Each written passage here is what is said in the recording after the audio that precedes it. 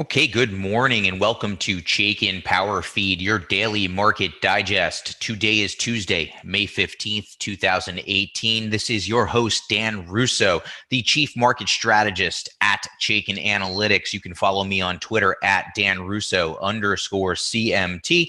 And as always, PowerFeed TV is brought to you by Chaikin Analytics.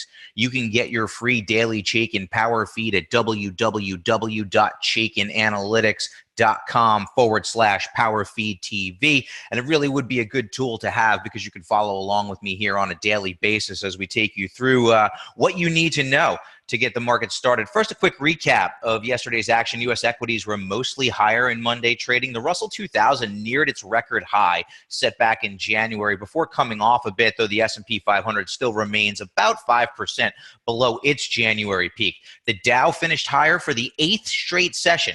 Healthcare and energy were the best performers, while the bond proxies and the industrials trailed. Treasuries were weaker across the curve as the 10-year yield once again kind of got close to 3%. I think it is trading above 3% here this morning. We'll check on that. The dollar was stronger against the yen and little changed against the euro.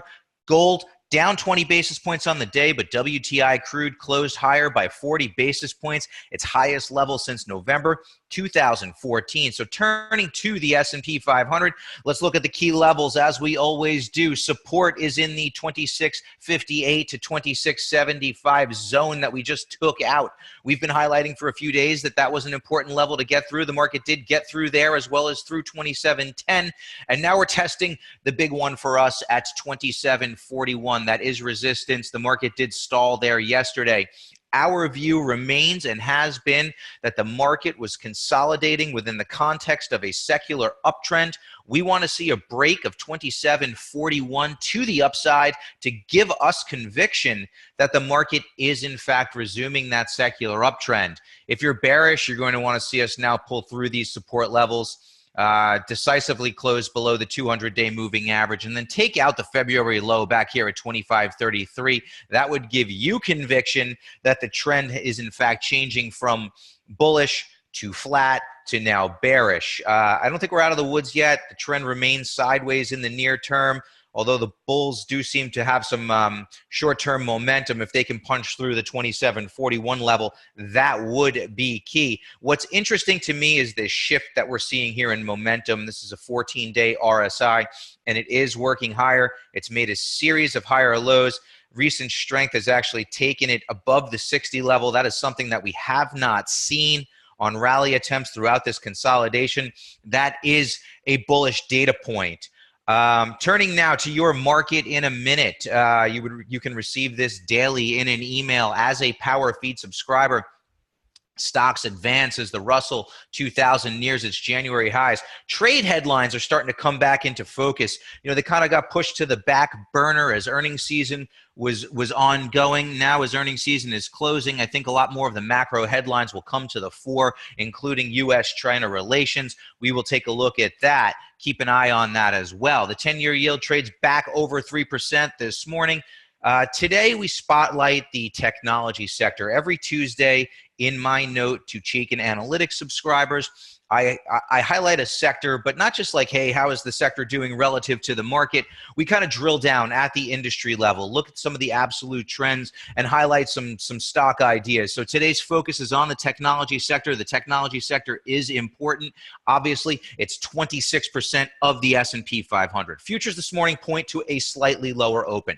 So now let's look at the major indices and what we can glean from the Chaikin power bars. Again, the power bars tell us how many stocks in each of these indices have either very bullish or bullish ratings, how many have neutral ratings, and how many have very bearish or bearish ratings. Obviously, if you're a bull, you want to see a positive skew. If you're bearish, you want to see a negative skew.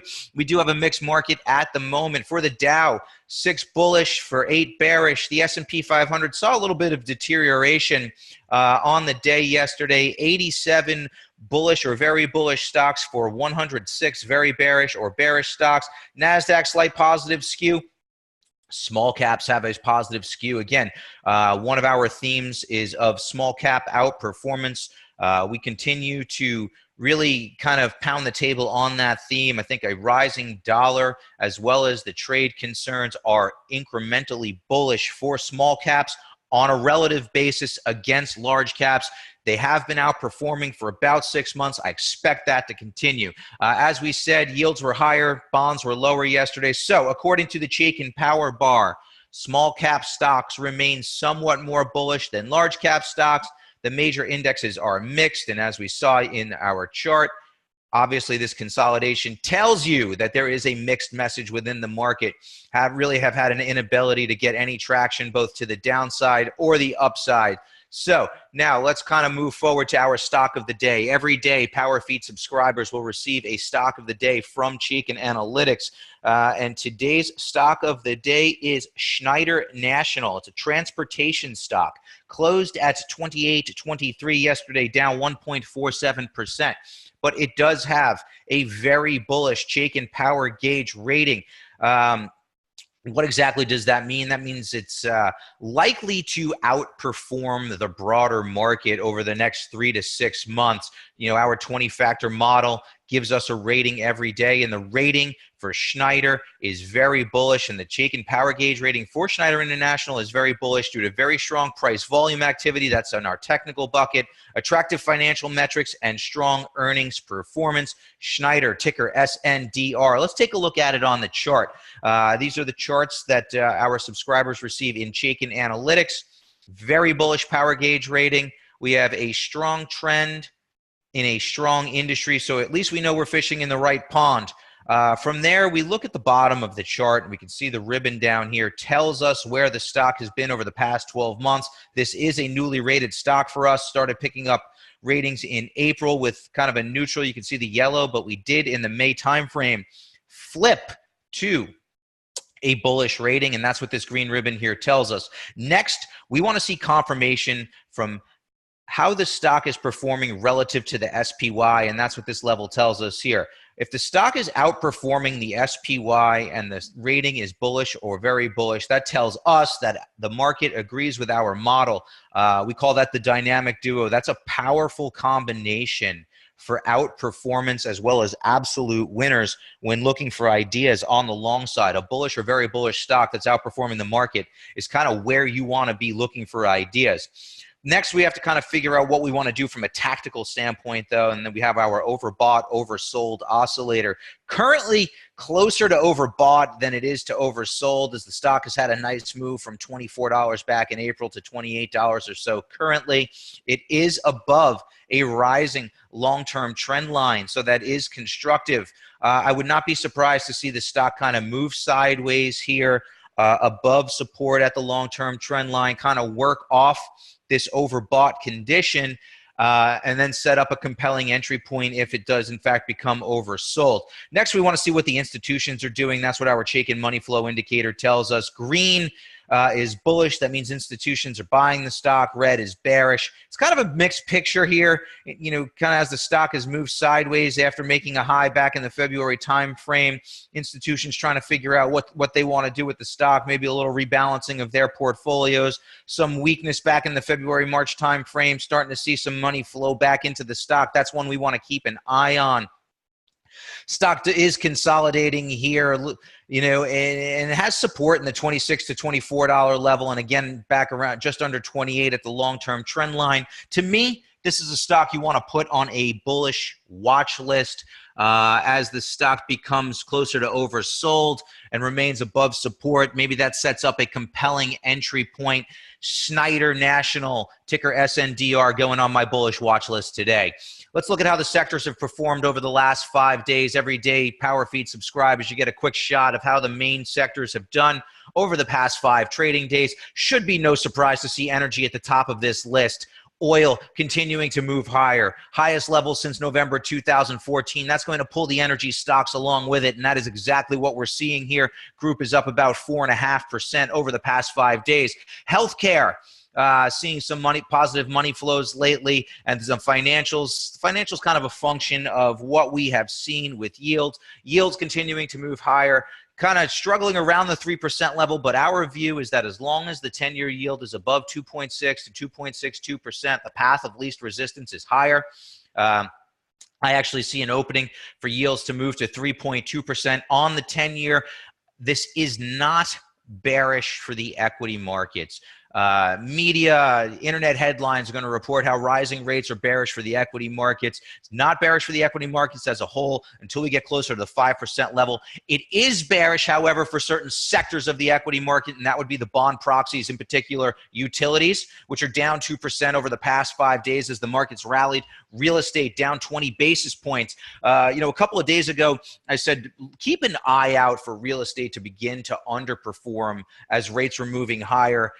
Real estate was kind of seeing a little bit of a flight to quality and some short covering. Now that group is beginning to roll over. I think real estate and utilities are the two groups where you want to look for short ideas. Consumer staples, the third group that from a momentum standpoint has been, very weak. I expect that group to continue to underperform as well, but real estate and utilities really where I would go hunting for short ideas. Our industry in focus today for PowerFeed subscribers is the semiconductor services industry, and here we can see the power bar for the industry. 11 very bearish or bearish names, only 3 very bullish or bullish names. And over the past 6 months, the semiconductor subsector has underperformed the S&P 500 by 6%, 6.01% to be exact. Its power bar ratio, which measures future potential, is very weak.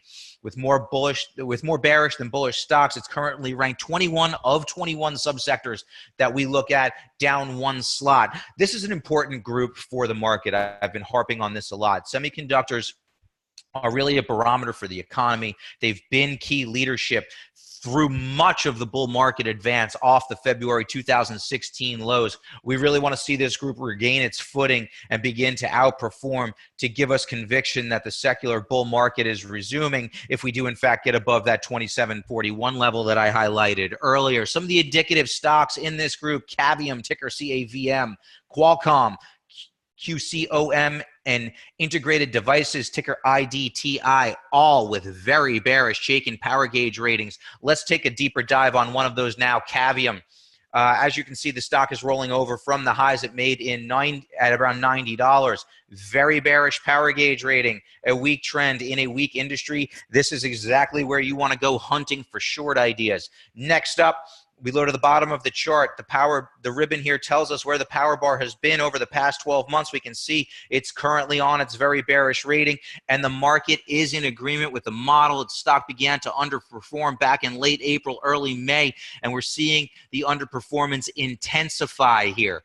So, as I said earlier, we have this dynamic duo. It works exactly the same way in reverse. We have a very bearish rating with a stock that's severely underperforming the SPY. This is a great setup to either sell the stock if you own it or open a short position if that's the type of investor you are. And from a tactical standpoint, we can see that the stock is in fact overbought, triggered an overbought sell signal today in our Chaikin Analytics platform, and institutions have been selling the stock. We can see here the Chaikin money flow indicator is weak. Stock below a declining long-term trend line, overbought sell signal triggered. This is a compelling stock for investors who look for short ideas. Cavium, CAVM.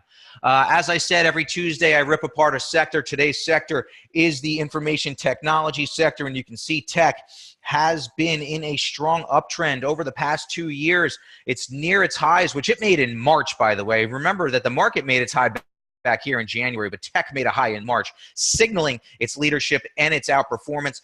Remains in an uptrend above the 50 and 200-day moving averages, with the RSI, our preferred momentum indicator, shifting into bullish ranges rather. Look for technology to continue to be leadership in our opinion, and that's important. It is 26% of the S&P 500.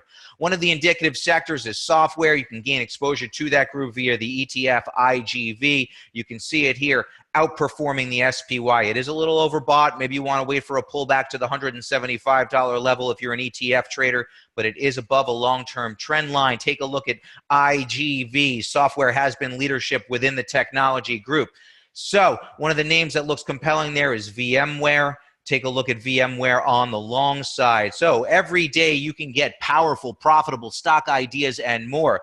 Get your Chaikin Power Feed at www.chaikinanalytics.com/PowerFeed TV. Have a great day, everyone. Happy Tuesday. Happy trading.